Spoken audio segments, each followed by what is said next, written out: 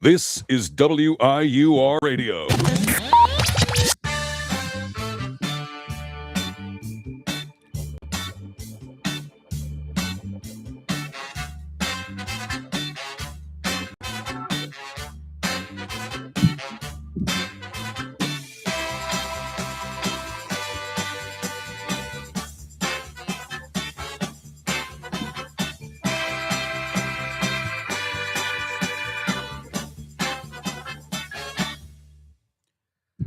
Good afternoon, everyone, and welcome to the Bases, Blitzes, and BS podcast.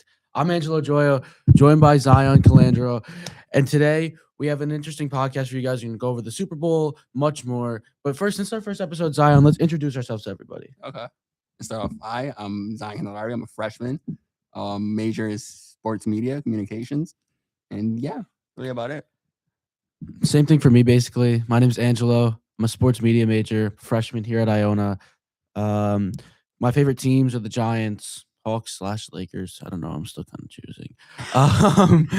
Yankees, Rangers. But we'll mostly be talking about the Giants and the Yankees on this podcast in terms of just like there might be some basketball here and there, but it's mostly going to be football and baseball. But yeah, let's just jump right into it. Super Bowl preview. Last night, pretty much a slugfest. People would argue it wasn't a good Super Bowl. Seahawks beating the Patriots 29-13. Zion, I mean, what takeaways do you mainly have from last night? I mean, it was what everybody was saying. The Seahawks defense against the Patriots. I mean, that offense. I mean, people already knew how the Patriots played the last 3 weeks. You could tell that they were like a little bit streaky, a little bit like trying to get momentum. And yesterday just showed that the Seahawks were the better team overall. Yeah, I thought Seattle would win going into it. I thought it'd be a closer game, though, because you look at the Patriots kind of leading up to this game. All the games that their offense played was in inclement weather against top defenses. This game was just in good weather against the top defense. Drake May played pretty bad, but so did the O-line. Will Campbell had 14 pressures allowed.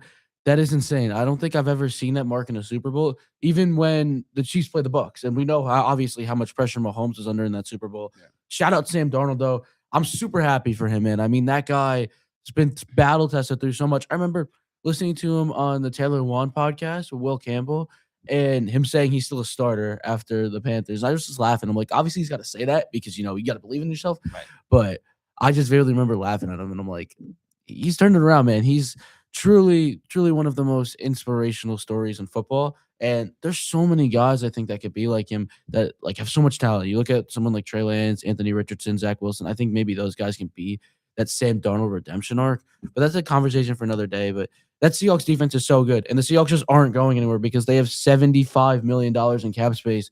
That's what happens when you don't pay a quarterback that much money, Right. So overall, what a game from Seattle. They're not going anywhere. Patriots still in the up. They're still in the up.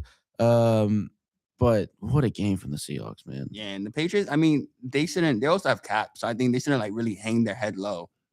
Drake May, you already know he's arguably the MVP. You could argue that. The offense was great. The running game is great, but that O-line depth really needs to be fixed in the offseason. Yeah, also, I am kind of scared it will be a Bengals situation. Second-year quarterback leads them to a Super Bowl. They don't get back. I don't think that will happen just because of the fact, like, I fully believe that the Patriots can build a better team around May than the Bengals can because, I mean, while Burrow has Chase and Higgins, he has nothing else. Right. There's no defense. There's no O-line. The Patriots are definitely a more well-structured organization than the Bengals. So I'm not saying they're going to get back to the bowl this year or next year. I think it's still Mahomes' conference. I still believe it's still Mahomes' conference, but I wouldn't put it past them to get back in the next 5 years. Yeah, I wouldn't either. Robert Kraft and Mike Vrabel they're two guys who are going to build a structured team, but they desperately need to like fix that O-line ASAP because Drake May got sacked, 6-7 times, and then all those pressures. Then he threw 2 picks because of the pressure. So it was an overall. He didn't have no time to work. All his plays were out of structure. There was also some plays that he should have hit. That he should. I remember there was on the 5-yard line. I forget exactly what down it was. He had Austin Hooper wide open. That was a 20-yard game. Overshot him. There was kind of multiple plays like that as well. Even one of the touchdown passes to Stevenson was a bad ball. But I think May will be better. I thought he was the MVP. That was just my personal opinion. We'll get that later in the show when we go over awards. But now kind of going on to the head coach hirings. Let's just go kind of through all them really quick. Give them a bit of a letter grade. So we're going to start off with the Bills and Joe Brady. What are you thinking? I give it a B minus to C plus. I think familiar face, well respected in the building, but you just didn't go out and get anybody else. Like it wasn't really a wide net for me. The only other candidate I heard for the job was Philip Rivers, so you didn't really cast that wide net. So I'll give it a B minus C plus. Yeah, I personally give this like a C. Like, by the way, we're also gonna factor in so far the staff that each team has hired because Okay. that's a big thing. Yeah, I yeah, think that's a huge thing at coaching, especially for the Giants. Who someone hired like John Harbaugh, he's just mostly a staff builder. yeah.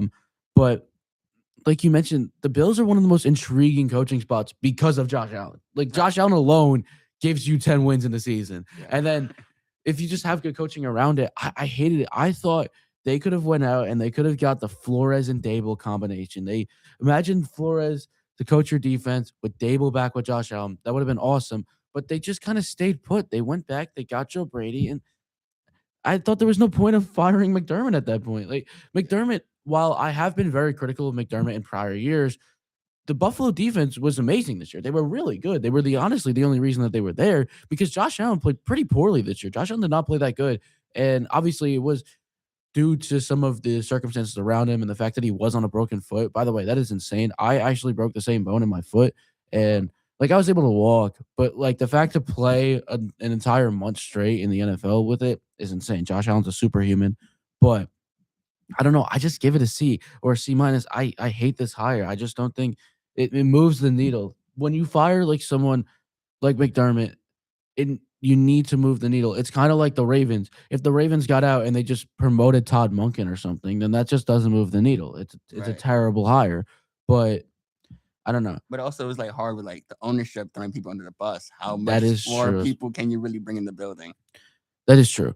We're gonna go on to the Steelers now. Mike McCarthy. Again, this just isn't a needle mover. It also does kind of remind me of the fact, or not remind me. It does make me think that they had no idea that Tomlin was gonna resign. Like they had no idea. They had no backup plan. They had no pivot, and they just want to stay where they were.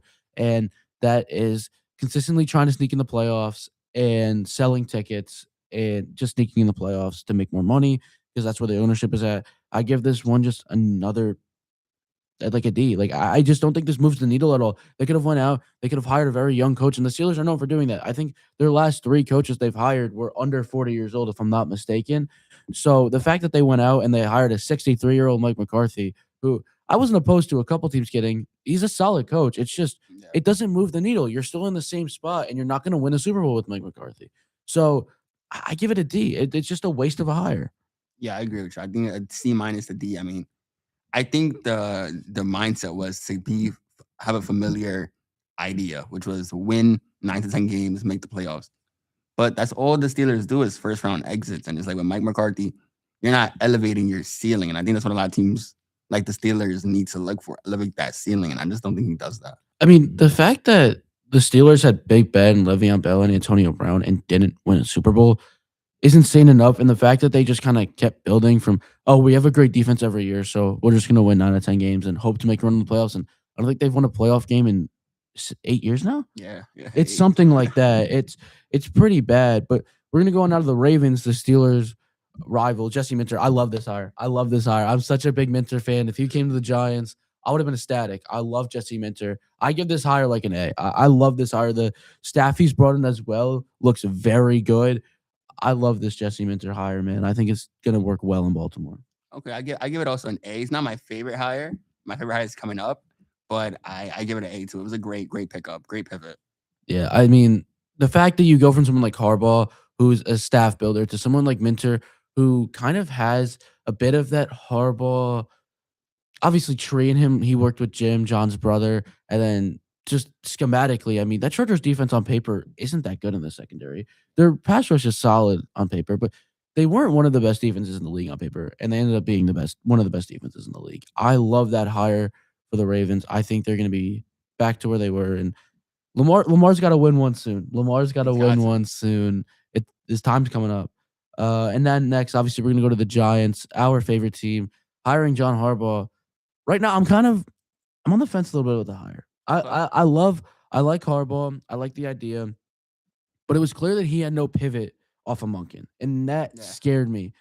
And he went to Nagy. Now, The other positional coaches that he's brought in, little bit excited about. I love the idea of Greg Roman being the run game coordinator. I think Greg Roman is one of the best run designers in football. Fortunately, the reason he can't be an OC is because he has no idea what to do in the pass game. He has Right. no idea any passing schematics, but he's one of the best run game designers in the league. Um, I love that. And they hired the Browns O-line coach, who Yeah. I'm not mistaken, he's been good in the past, wasn't that good last year. I know the Browns had one of the worst O-lines in the league last year, but their O-line was pretty banged up. He's definitely a downgrade from Brasillo.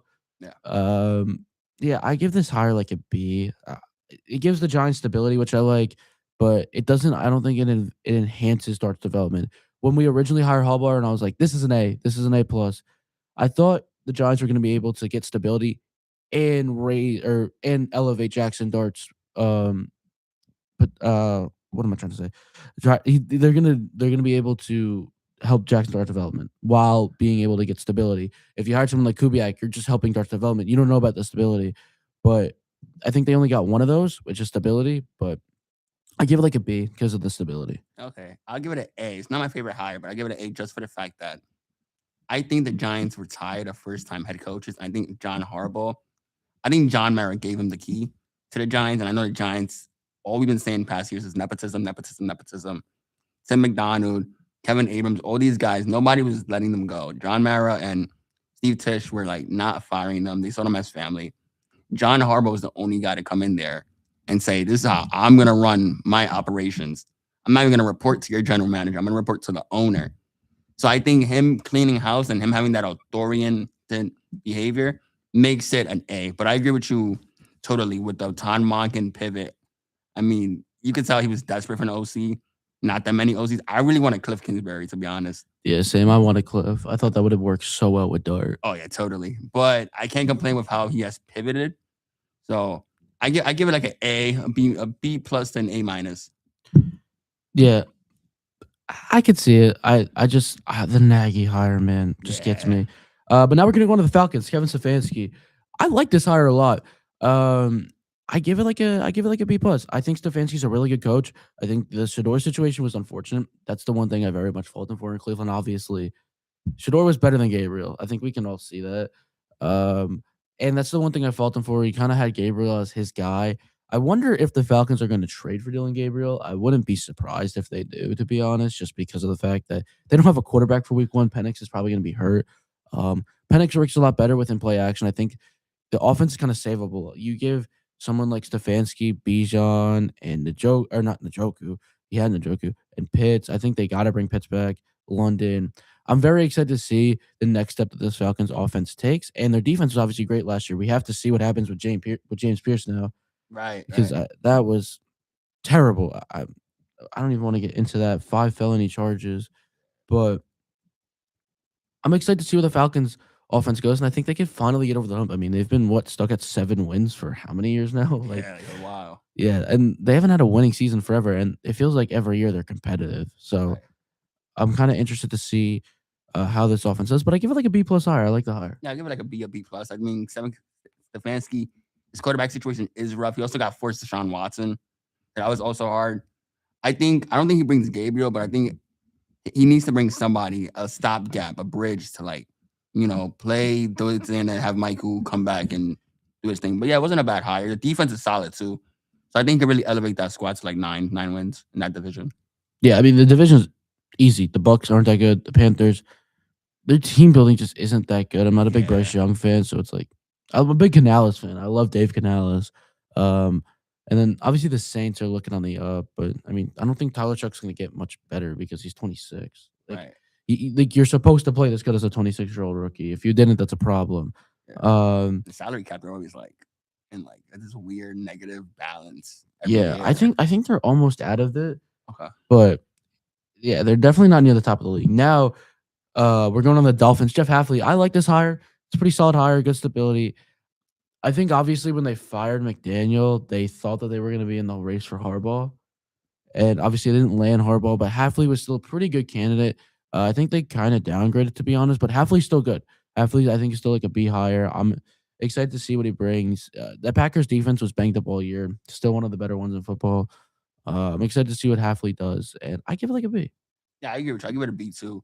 My thing with Halfley and this thing is, can you let him bring Malik Willis in and be quarterback? Because Tua, I don't know how much can you force Tua on this new coach. You forced him on Mike McDaniels. You wanted Mike McDaniels to fix him. He didn't. He got significantly worse. So are you going to force that on your new coach? Yeah, I think Willis is definitely going to get a starting quarterback job. I don't know where it is, but there's like 5 openings and there's one quarterback to draft, and there's like Mac Jones in free agency. So I think he's going to get a quarterback job somewhere, Willis, and I think the Dolphins would make sense. Obviously, kind of working with Halfley, not entirely because Halfley working on the defensive side of the ball, Right. Willis on the offensive side of the ball. I don't know exactly who he's brought in to be his OC. That could change because of the fact of, depending on who from the Packers offensive side he brought over, depending on circumstances like that.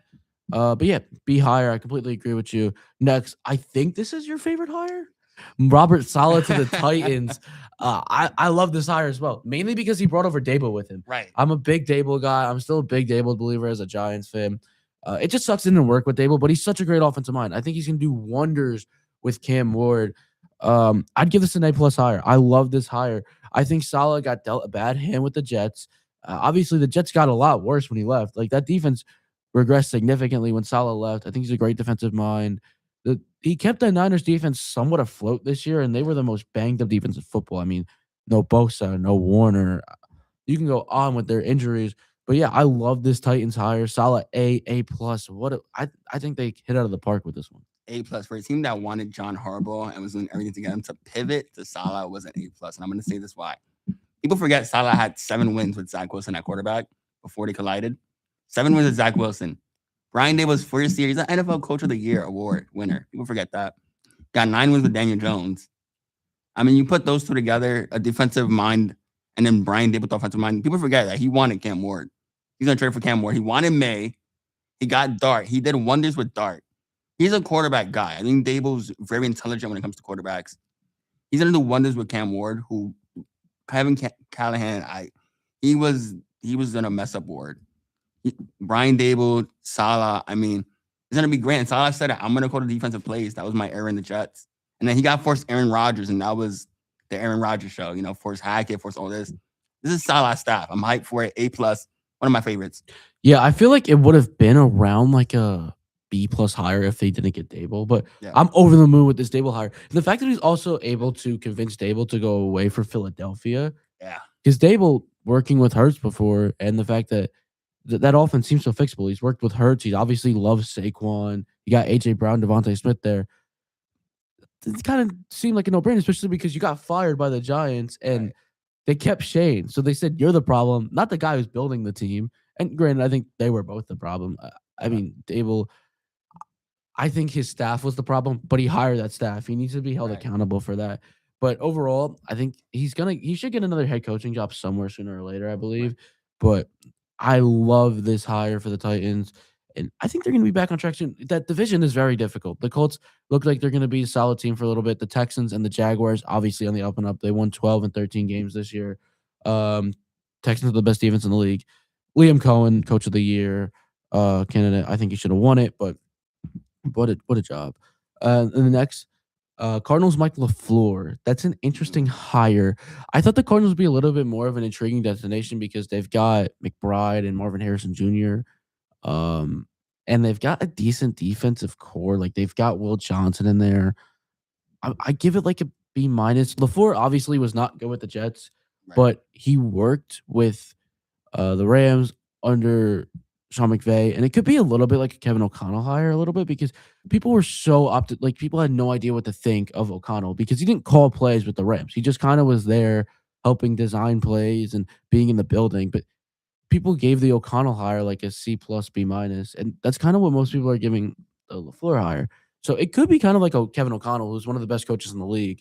But yeah, I give it like a B-. I think for what they could have done, it was probably the best out there. I don't think they had much better options because Kubiak was going to choose the Raiders either way.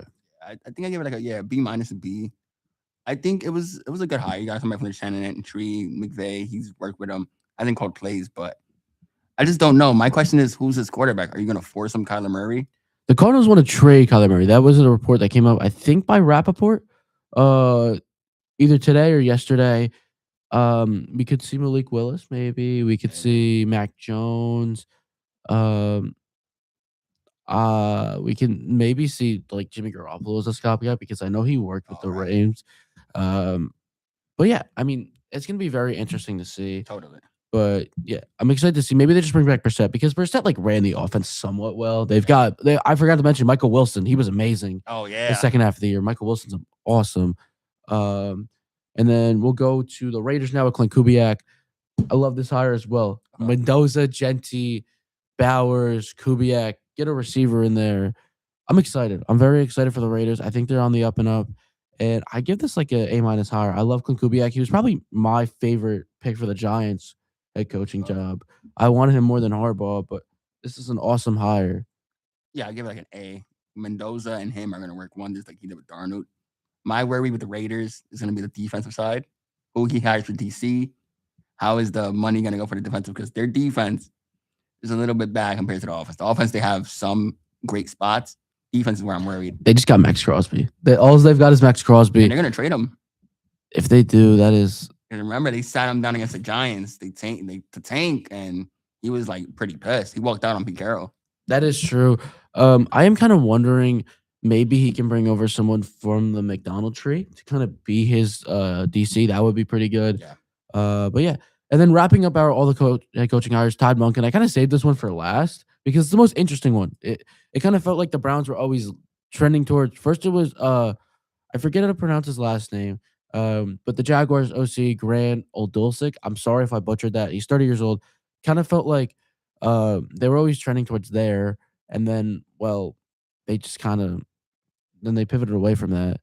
Well, no, Oldulcik didn't want to come back, and then it felt like they were just going to promote Jim Schwartz, which kind of made sense because everyone in the locker room likes Jim Schwartz, and Jim Schwartz has been amazing defensive coordinator for years. And then they randomly pivoted to Monken, which then screwed up everything else with the Giants. But I give this like a C. I don't really like this. I don't think Todd Monken's he's 61 years old. If you're the Browns trying to restart and get a young offensive mind in there, then I just don't think Monken was the guy. Yeah, I give it like a D minus F. I mean, he's good for Shador, but is he even going to work with Shador? Because remember, Deshaun coming back, you're paying him all that money. Are you going to force him, Deshaun? Now I don't know that hire. And then Jim Schwartz walked out. He left the Cleveland. I don't think it was so disaster. I think Cleveland butchered that. You should have went for somebody with upside, in my opinion. Yeah, I mean, I just don't see the upside in the hire. I don't. Now we're gonna go to our awards thoughts. We're not gonna run through them one by one because we are very limited on time for the rest of the episode. But is there any award that you want to just say you didn't like? Because I see about 3 or 4 that I'm not a fan of. I think Coach of the Year should have gotten Seattle, Mike McDonald. I think he should have got it. I think Vrabel was. Sorry to cut you off. I think Vrabel was honestly the worst choice out of all the candidates. So yeah, I agree totally. And Offensive Rookie of the Year for Ted was a little bit surprising for me. You wanted Dart? I biasly wanted Dart, but I could see why he didn't get it. But I think him not getting just one first place vote was kind of weird. Yeah, I'm okay with Ted. He was in 1,000 receiver. He played all the games. All the offensive rookie of the year this year was weird. I honestly would have given it to an old lineman. I would have given it to Banks from New Orleans. Yeah. I feel like we should give those guys more recognition in terms of offensive player of the year votes because I mean, what's the difference between them and a skill position player? They're honestly more valuable. My thing, I just don't like the Stafford MVP pick. We keep changing the narrative. We keep changing the criteria for MVP. Okay. Why do we do that? It makes no sense. Lamar should have 2024 MVP. That was a top 5 quarterback season ever. That season was phenomenal. And then Dak should have won in 23. I'm a big Dak fan, even though I'm a Giants fan. I can't. I'm going to give Herbert a first place vote. I need to speak to that voter. I mean, if it's most valuable player, Herbert was very valuable. He stuck to the criteria better than the 24 voters that voted for Matthew Stafford. I firmly believe that because you cannot be the most valuable player on the team with Puka Nacua and Devontae Adams and Sean McVay as your coach. And obviously, I could talk about advanced numbers all day. I'm not a big advanced numbers guy, but he was just so much better, man. You think you would have given it to May or not? I would have given it to May. I Okay, think that's fair. I just think that situation was so bad, and he led them to the 2 seed. I would have given it to May. But yeah, that's gonna do it for us here in the WIR studio from Blitzes, Bases, and BS. I'm Angelo Gioio, I'm signing Candelario. and we're signing off. Seeing you next time. See you next time. That was great, bro. What? That was great. That was great.